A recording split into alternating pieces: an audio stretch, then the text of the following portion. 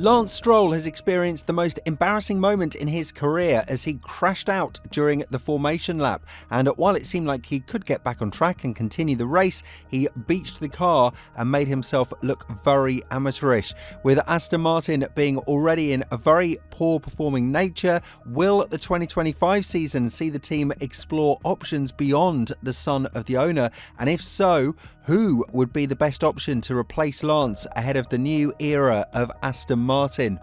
If there is one uncertain thing in this sport, it's the question as to why Lance Stroll still has a seat despite his father owning the team. We've seen that Aston Martin has made massive regress in the past couple of months, and in Interlagos they were even slower than Sauber for the majority of the race, an accomplishment that should raise the alarm on many levels.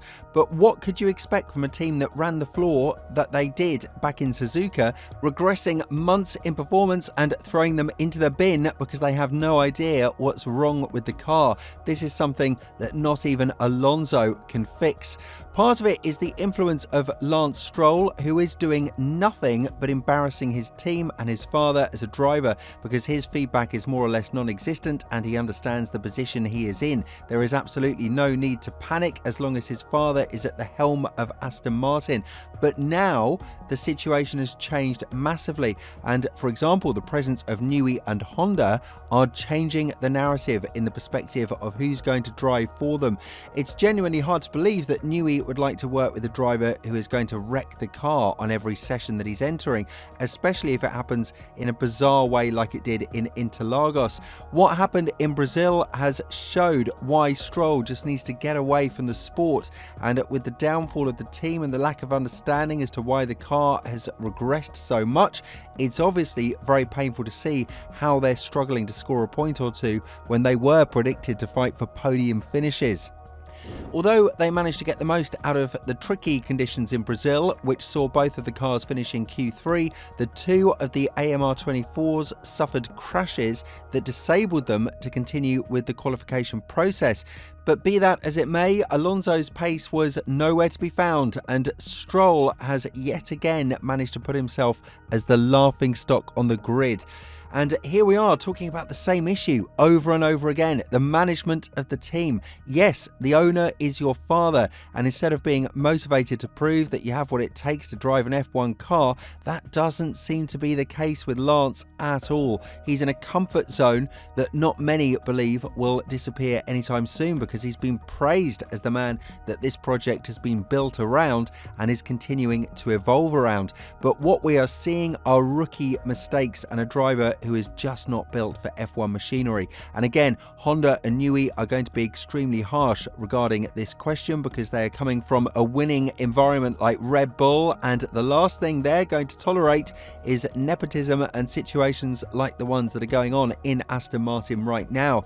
But what is important for Tsunoda, and maybe good news for Stroll, is that Red Bull are reportedly giving him a chance after the finale in Abu Dhabi, as Horner confirmed that the Japanese driver will finally drive a Red Bull car, in which they'll be able to see whether or not he has what it takes to be considered as a replacement for Perez.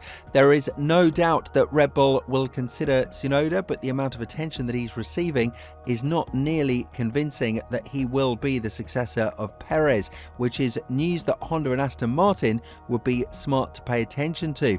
Talking about this to a greater extent, Horner said, well, Yuki obviously is a member of the junior team.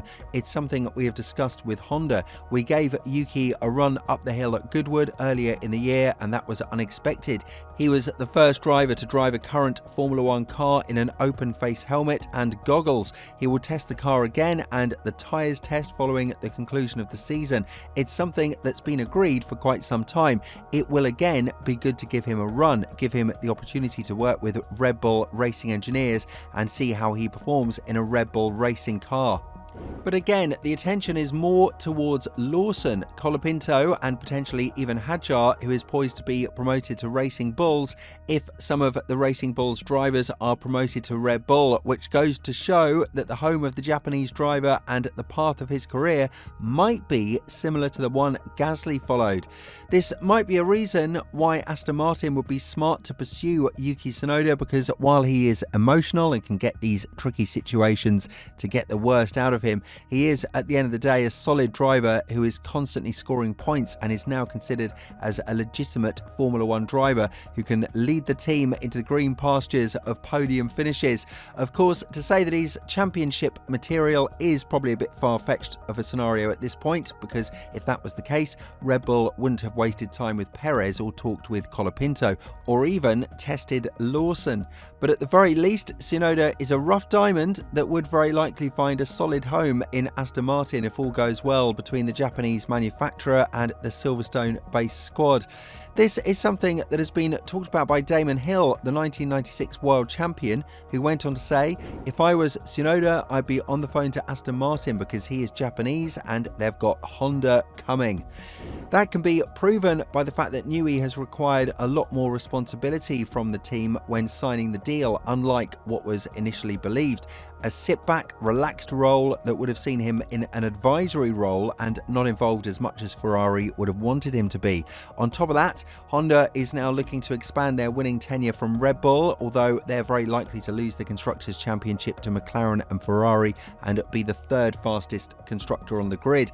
Although this is more to the impact of Perez and not Honda themselves, as well as the downgrades that Red Bull have suffered from in 2024, it affects Honda and their reputation as well. So with all this in mind, it will be interesting to see how the situation will evolve between the Japanese manufacturer and the Silverstone-based squad.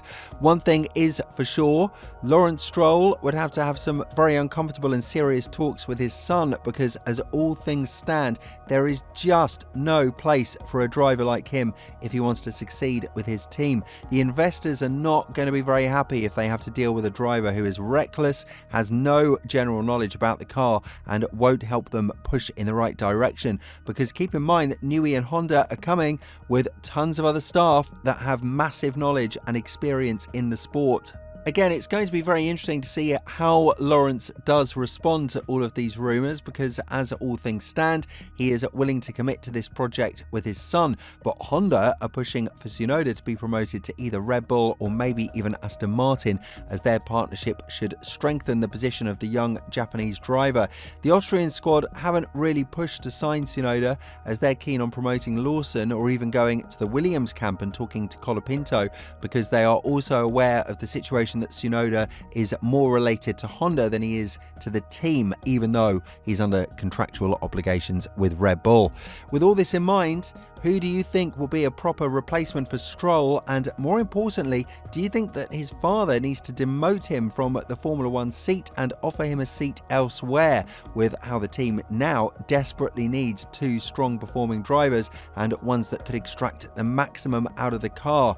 Let us know what you're thinking in the comments below, and if you're interested in Verstappen's fierce response to the FIA and British media critics, make sure to check out the video that's appearing on your screen right now.